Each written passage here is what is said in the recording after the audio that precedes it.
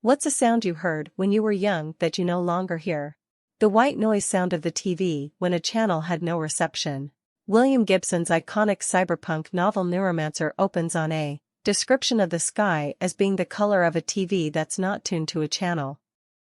A comment that stuck with me is how the tone of that scene changes, whether you're picturing a staticky gray CRT screen, or the HD TVs that replaced them, most of which represented a no-signal screen with bright blue.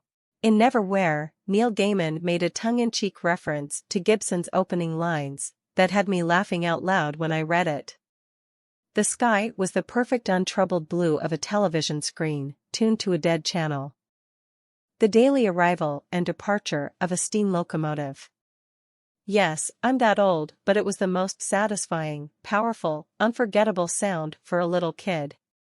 They were like huge living, breathing beasts. Steam engines have always been this magical, mythical thing for me.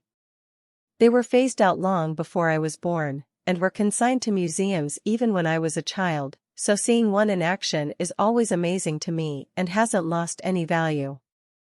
As a kid of the 80s, I grew up in peak Thomas the Tank Engine times, and was obsessed with trains. Going to places like Crewe, when they did their Thomas exhibition with all the exact train models from the show, as a 5-year-old that was like going to Disney World. You're right, they're like big mechanical creatures. They were amazing as a kid, but as an adult, I find them even more impressive feats of engineering. The UK has some amazingly well-preserved old-school train lines and steam engines. Can totally see what you mean. When I saw my first one, in these more modern times, I was just overwhelmed with how mighty and powerful these huge behemoths actually are. I know we've made some tremendous progress, but has to be said the mighty steam train was a true testament of engineering. In elementary school, we'd watch movies on projectors with film reels. So, the sounds of a film projector and, also the white screens they'd pull down. I also loved the click of slides when we would watch them. I can almost hear the giggles we'd let out when slides were upside down or the carriage would get stuck. Amazing how you can instantly hear a sound you've not even thought about for years, just by someone saying it. And who would have thought these sounds would be nostalgic one day? When I hear this, I immediately think of Splinter Cell. Weird waterbed sounds. I completely forgot those existed. I remember wanting one though. My friend next door's family had one in the middle of the living room. I thought it was cool at the time, but now that I think about it, that seems weird. Like their house wasn't small, it was at least 3 bedrooms. I was literally just talking with someone about why they aren't popular anymore. I had one as a kid and it was so cool. The downsides were kind of rough though. You can't have more than one person comfortably sleep in the bed. If it breaks, you are fucked. Most apps won't allow them for that reason. They are really, really, really heavy and can fuck up your floor. They're absolutely disgusting to clean. Imagine a year's, 2 years, 5 years worth of skin and hair that slides down beneath the mattress. They're fucking gross. However, cold in the summer, warm in the winter, and so comfortable when you're alone. My uncle was killed in a waterbed. My dad's stories about having to eventually clean out his place were horrifying. Editing rather than responding to all the comments, he was shot in the head with a shotgun and bled out while laying in the bed. Very often, the police do not provide crime scene cleanup, and if the family can't afford to pay a professional, cleanup falls on the family. For my family, that was my dad. By the time anyone had the mental strength to address the issue, it had been several months and the middle of summer in a trailer that hadn't had power in months. You can probably imagine from there. I was pretty young when my uncle was killed, but I remember him as a very kind person. That was my first thought, too. Close the door to the bedroom, clean out anything of value in the rest of the trailer, offer a salute, and send him off to Valhalla. If someone asked me, do you want to be responsible for a giant water balloon in your home, and the inevitable mess associated with it, I'd tell them to fuck right off. They come with bed liners that contain the majority of the water if they break. Had one rip on me, and it wasn't that hard to clean up. The telephone ringing with an actual metal bell, not a recorded sound, played through a speaker. My dad has a landline for his business and has a rotary phone connected to it. He showed my 11 and 7-year-old kids and they lost their mind. They couldn't believe the quality of the call too. I got a landline for the first time in years recently, moved to the country and want an option if cell service gets bad or there's an extended power outage, and picked an old rotary model for fun. My 6-year-old loves calling her mom on it and standing by the phone to chat with her. It's adorable and nostalgic. For that matter, a dial tone. Haven't heard one of those in years. How about a busy signal? Or if you want to go way back, someone talking on the line because you had a party line. Dot matrix printer printing. Other things I miss about dot matrix printing. The ribbon, ink, costing nothing. The printer fucking working. Another thing, banner printing. The continuous perforated paper stock, I have no idea what it was called, was great for printing out banners, like for a birthday party or whatever. Plus there was something satisfying about tearing off those edges. They had these at my local library when I was a kid. It was a strangely comforting sound. They don't have them anymore, of course, and I miss it. That, and the ka-chunk of those big mechanical stampers, they used to date the sheet on the books when you checked them out. Those are gone now, too. All computerized. The high-pitched whine of a CRT television/monitor. Waving your hand over a dusty TV screen, and hearing the static pops while little electricity craters appear in the dust. You rub your hand all over the screen and then keeping it on the screen, touch someone to zap them. This was my favorite part about TVs when I was a kid. Feeling that fuzzy static cushion as you waved your hand around in front of the screen. The degauss button on a big CRT monitor. Bahoom. Smacking the holy shit out of the top and sides to get the picture to stop scrolling/glitching out. The ka-chunk of credit card imprint machines. A few years back I was working at a gas station, and some crazy sunspot interference, to quote my boss, knocked out all our electronics. We had to bring out the manual credit card imprinter, and it was such an orgasm moment. We won't be able to do that much longer, because most cards are printed rather than stamped these days. Makes it safer from some common forms of fraud, but requires 100% electricity to function. P.S. This thread is such a nostalgia trip, holy crap. Remember falling asleep with the TV on, and waking up to that weird colored picture with a beep. Old CRT TVs used to have that flyback 15 kHz mosquito sound. I wonder if I could still detect a switched-on TV or computer monitor, or if I've lost that hearing range. I remember this. It's completely drowned out by tinnitus these days though.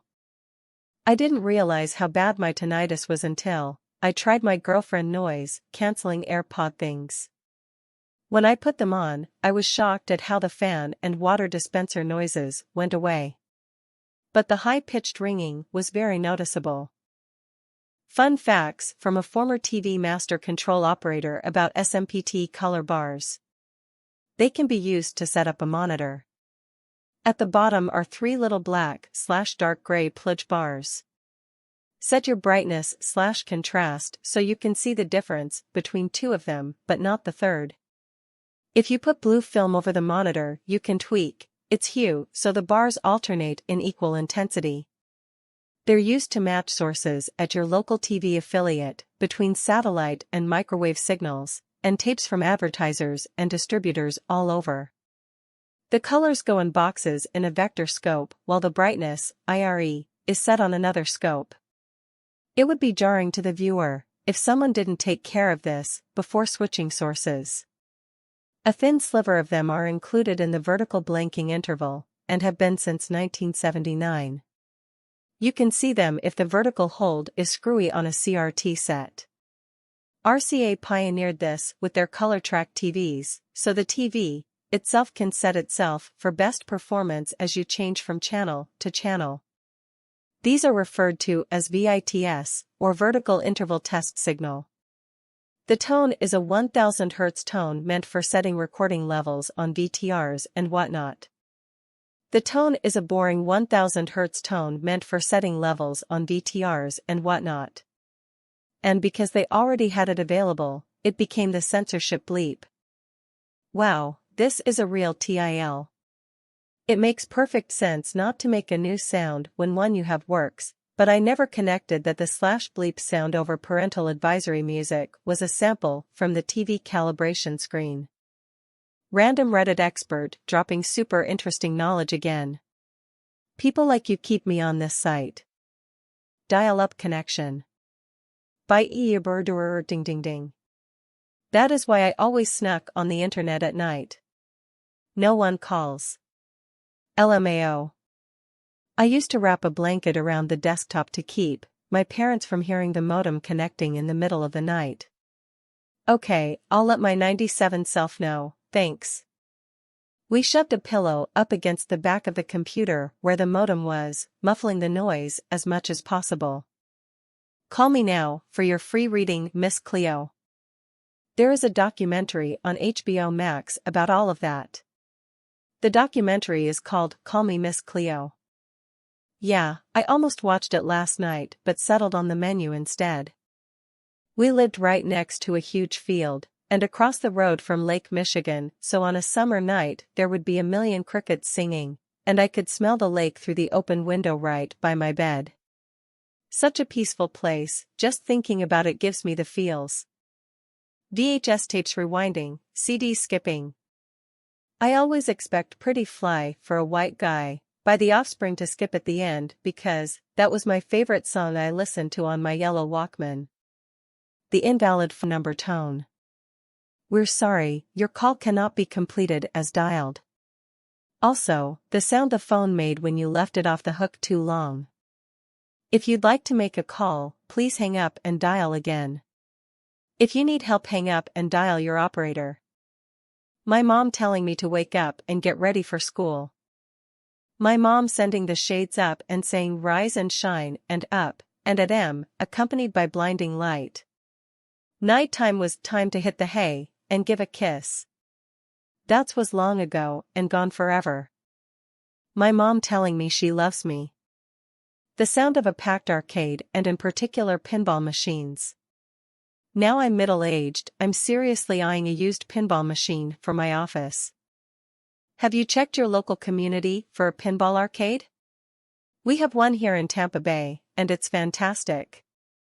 100+ games, most of it pinball. I think it's like $17 to play all day. They run it as a museum, so I think that helps them pay the bills. Worth looking into. Lots of people love pinball.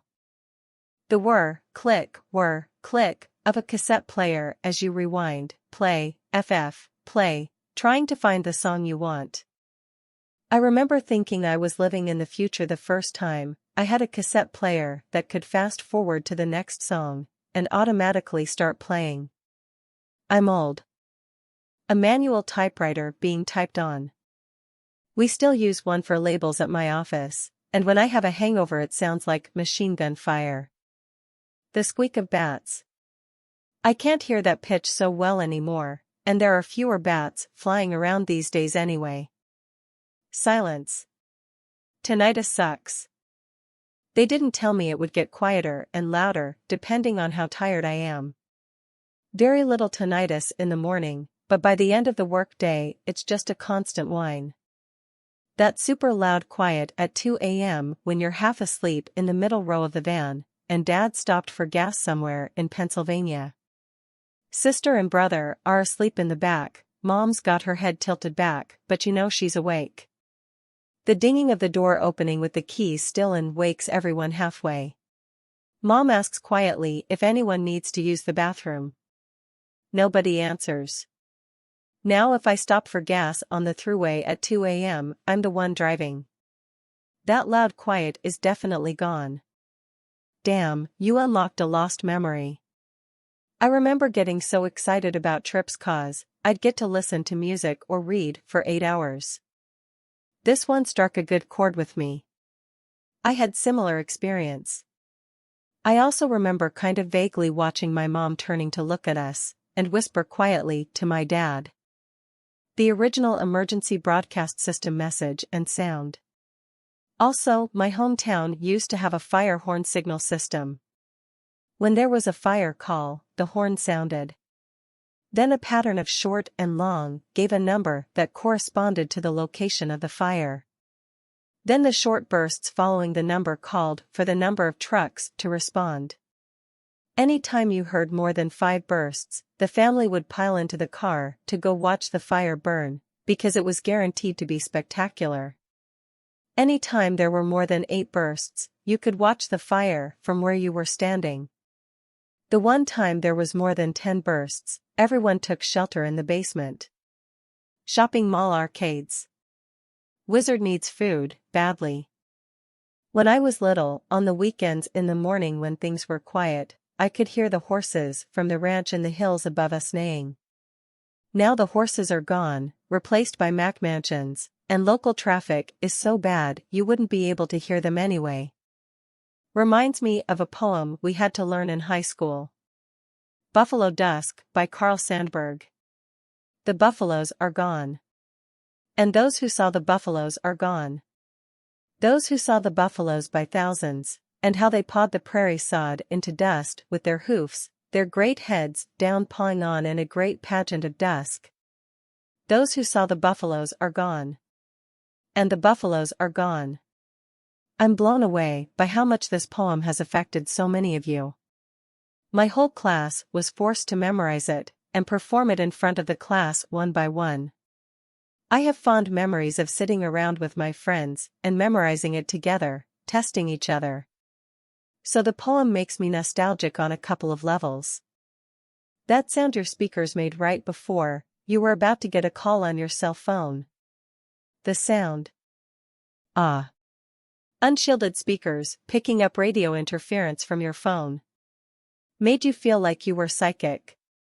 I want to say there were some gadgets that used this as a way to silently tell you a call was coming in before Bluetooth and wearables were a thing. I don't think they ever became popular, because most phones added vibrating rings. People at my school had little charms hanging on their phone cases, which would light up when that signal occurred. When I was in Japan around the turn of the century, I picked up a bauble. Phone baubles were all the rage back then. Some people had half a dozen of them hanging off their phone, which had a little motor in it, powered by the radio signal, which causes this sound. If it can make the speaker's electromagnet move, it can make a motor move. This motor powered a little fan, and there was a little scent capsule in the bauble. So your phone would release a scent when there was an incoming call. Never got around to using it myself. I'm sure I've still got it lying around somewhere. A ringing telephone, and I mean a real bell with a real clapper, not some digital version. A TV being changed by the dial knob while mom shouts from the other room, change them one at a time or you'll wear it out. Radio static between channels. The buzz of a tube radio warming up. Dime, quarter dropping into a pay phone, and that second sound of it falling again after you hang up. In my time the internet came in over the phone, and it sounded like robots screaming. Okay, Grandpa, let's get you to bed. Do you still hear the robots screaming, Clarice? A sonic boom. Used to shake the whole house when it happened. Haven't heard one in decades. I just posted this memory too. In the 1950s and 60s, Americans filed some 40,000 claims against the Air Force, whose supersonic jets were making a ruckus over land.